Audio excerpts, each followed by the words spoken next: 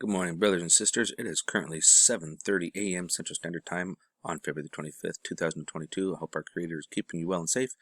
Please make sure you hit that like, share, and subscribe button and hit that bell for critical future updates should we happen to have any that are severely important.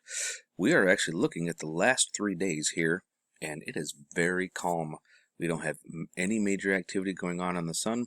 We do have some pretty funky sunspots here. I'll actually show you the sunspots here. We'll go over to SDO, and they're pretty large, but they're both of the same polarity, both negative, if you will. So we're actually going to go here, and I'm going to zoom in, whoop, where you can take a good look at them yourself. So let's say they're both negative polarity. They don't really have any friends to play with. Now this is what was giving us all those problems. Okay, when we were looking and it was coming around the bend, we've seen those huge explosions. What showed us last week, that was that huge plasma. That was a major X-flare. I mean, it was probably an X, in my opinion, I'd say it was at least an X10. I mean, it was massive to throw that much plasma out into the out into space. And then it comes around the bend to look at us, and oh, it's just two negative spots. Come on. What's going on? Something hinky, huh? There's something on the other side of the sun that's drawing it up and making it do that. There's no conceivable reason why it would just all of a sudden, okay, I'm going to be good now that I'm going around to face Earth. Really? Like, oh, we're going to go see the little people. We're just going to be quiet now. Shh, the little kids are sleeping. Let's not wake them. Whatever. Now, there's something going on, and I hope everybody is aware of that there is definitely something going on. There's no reason, and it happened. Think about this, folks. Almost every single time it just, shh, let's be quiet now that we're coming around to face the Earthlings. Like, really? Come on. We come on over here, we can see there's sunspots here. Now, one of the things that we do want to take notice of is that here, we're looking over here at 195 angstroms. I'll actually click on it. It's going to fill the screen up here. Alright, we're looking at these 3 coronal holes, but really it's kind of one big coronal hole, to be honest with you. It's just that some of the gases are swirling around. If we looked at it in a different angstrom, I believe it's the 211 where it's more purple, this whole thing would just be black. And you'd see just teeny bits of the purple color. But anyways, these winds, because this one here is actually past us, these solar winds are actually going to be hitting us either later on this evening or sometime this weekend. So we do have that to look forward to. An increase in pressure, an increase in solar winds, so a little bit of plasma uptick, nothing major. Our KP index should still manage to stay just fine, but we have no major solar activity. I did take a look at this, and this is kind of making me like, I don't know. I'm thinking this is Jupiter. I'll be honest with you. I mean, you're seeing it rotate like that. You know, you can see the rotation going around the planet. As it rotates, you can see that the lights, you know, it looks like there's like 4 polarities where the light is kind of coming off. You got 2 this way, 2 this way, and as it rotates around, you can kind of see them coming in and out. So yeah, it could be Jupiter. And what I've actually done is let's exit out of that, and I've come over to planetstoday.com, and as we're looking at the Earth and you're looking towards the sun, Jupiter would be on the backside, so it's coming around this way. So if we actually back it up, we'll see which direction we're moving actually. So we're actually, because we're moving faster, it looks like Jupiter is kind of going behind the sun, but he's really not going behind the sun. We're rotating around the sun, so it kind of looks that way. Does that make sense? Hoping that makes sense to folks. And so what I went ahead and did is I was like, well, just to kind of reconfirm this, I came over here to Solar Scope today. Oh, what? Where's my music? Hold on a second here. Psst. I like the music. Alright, I gotta hit pause now. Hold on. Okay. I'm a little bit happier now. Anyways, so what I did is I went ahead and I came here to, this is Solar System Scope. And here's the Earth. And I moved it around already. And we have Jupiter here on the back side of the sun. So as we kind of pick it up, and we kind of look at it like this, like as if we were the satellite, because the satellite is on the other side of Earth, between Earth and the Sun. It would be Jupiter that's kind of coming around this way in front of the satellite that we're looking at. So that would mean that as we're looking at this here, the Sun, that would mean that this is Jupiter coming around.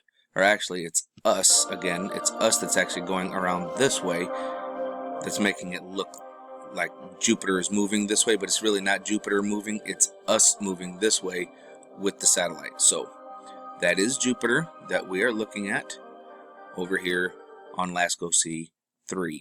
Alright, and as we look over here to LASCO C2, and this is LASCO C3, most exciting thing on LASCO C3 I'm seeing is this little friend right over here, and you see he's kind of diving this way. That's about the most exciting thing that I'm seeing on there.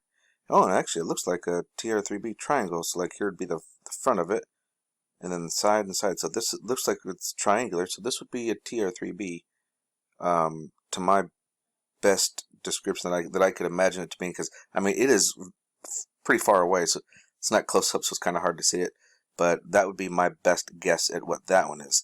Now, this one, on the other hand, Borg cube.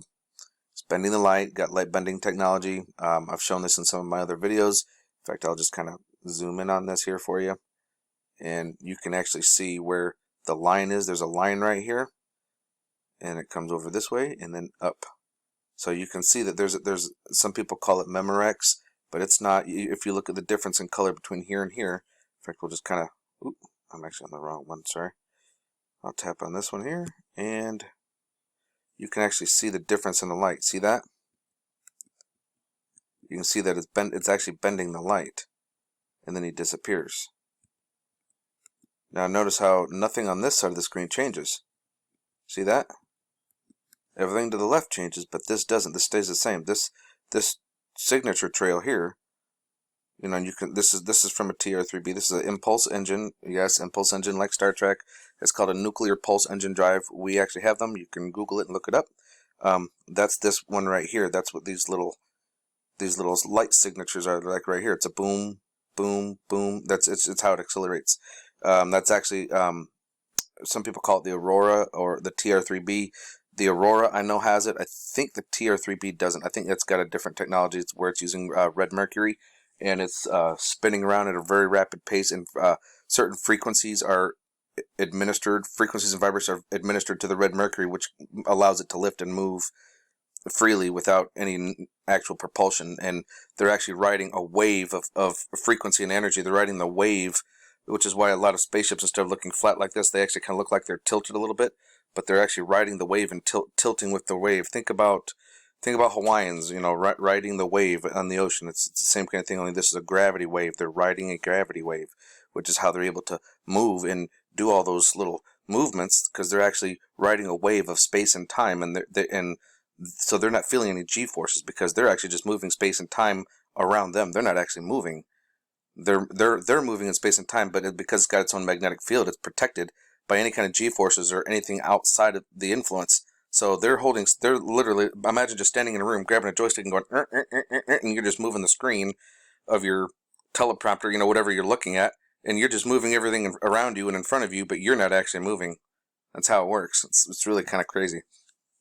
But anyways, here we got a Borg cube, and that's about the most exciting thing that I've seen. There's a couple other little guys, but they're off in the distance. Nothing super. Oh, there's another Borg cube, but we can't really see him very much. But there's really nothing to get super excited about. Things are kind of quiet. Oh, here's the little guy right here. There he is. But there was something else that I would like to get into, and this is a little nutty. So here we are. We're at windy.com, and I was checking out air quality like I do sometimes, right? Check this out, guys. Now, I grabbed the time on it. Now watch this. This is PM 2.5, by the way. As I advance it, look at this grow. And then it just kind of goes off. Like, wait a minute. And this is projected with, you know, winds and stuff like that. So you can see it moving. And then it comes back. Look at this. This is projected to happen. 355, 336. Look at this. How can they project that it's going to do this? How can they tell you in advance, oh, it's going to do it again? Do you know what I mean? How could they do that? How could they have that kind of an outlook? Like, oh, it's going to happen. Like, this is current. This is right now. 303 meters cubed, which, by the way, is horrific numbers. I mean, it's astronomical. In fact, hang on a second. See if I can grab my camera here and move it up. There you go. Look at this. Look up how safe those levels are. They're not. So we can clearly see this, but how can they project that it's going to get big and then kind of go off? Could there be a volcano there? And it's burping, putting it up into the atmosphere. So, I don't know. So I came over here to volcanodiscovery.com, and I actually came in and I clicked on all volcanoes. And we can see that we got a volcano here. If we come up here, we have volcanoes here as well. Known volcanoes. Now, these black ones, like this one right here and this one over here, they're supposedly done volcanoes. Like they're extinct. They're no longer a volcano or a threat. I wouldn't believe that for a minute. If it was ever a volcano, it's a threat. Okay, because all it takes is enough quakes and things to move around, and it's going to pop up again. But the thing that I find interesting is that we have a tectonic plate right here. So, and we've got volcanoes here. We know we've got a volcano over here. I have a feeling this might be a volcano that they just don't know about, and it's under the water. That's my suspicion. I mean, it's either that, or something up in space is dropping a buttload of it there. I don't think that's it. I think it might be from a volcano, folks. I think we might have found a place. Now I'm going to advance this again. And this is what blows my mind. Saturday, they're expecting it to go up again. I mean, that would look like the mouth of a volcano. And it's funny because it even tells you how much they're projecting it to be. How can they do that? They can project how much they think is going to be there, unless they... Oh, here it goes again. Let's back her up here. Look at that. There it is again. Same spot. They're either dumping the stuff there, or they're well aware that it's happening because of volcanic activity, and they know that it's got like a timer, kind of like Old Faithful in Yellowstone. They know when it's going to go off. I don't know, folks, but either way, that's that, and really, it got my attention because it's the only thing out there that's dark red like that for PM 2.5. The first thing I was doing was checking air quality for nitrous dioxide for everybody. And I saw that number, and I'm like, I saw that color, and I'm like, wait a minute here. Wait a minute. What is happening? So, I don't know, folks. PM 2.5 seems to be pretty decent most places in Europe, except for, of course, right up here near Milan. Ukraine is doing all right for right now. Jeez Louise. PM 2.5 here anywhere in Africa in this region, you're not going to be doing good. Iraq is horrible. Saudi Arabia, the middle of it, you're not doing good. Syria, Kuwait, you're not doing so well. India, of course. China, Judas Priest, they're not good either. If we're going to do, U.S. is doing all right. Nitrous dioxide, yeah, here we go, nitrous dioxide, right? So, yeah, come on over here, folks, windy.com.